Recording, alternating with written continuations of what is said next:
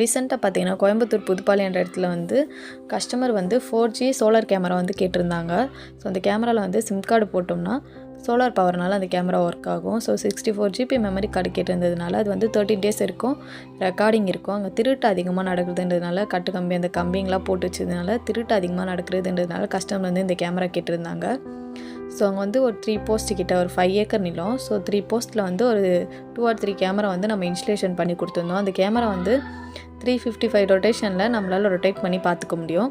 So எதுக்காக 355ன்னு mention பண்ணுறோன்னா அந்த 5 டிகிரி வந்து அந்த போஸ்ட் வந்து நம்மளுக்கு மறைச்சிரும். ஸோ அதனால தான் அது மென்ஷன் பண்ணியிருக்கோம். ஸோ 13 டேஸ்க்கு அப்புறம் வந்து 50% வந்து ஃபுல் ரெக்கார்டிங் ஆகும். மிச்ச 15% மோஷன் மூமெண்ட் இருக்கும் போது ரெக்கார்டிங் ஆகும். தேங்க்ஸ் ஃபார் வாட்சிங்.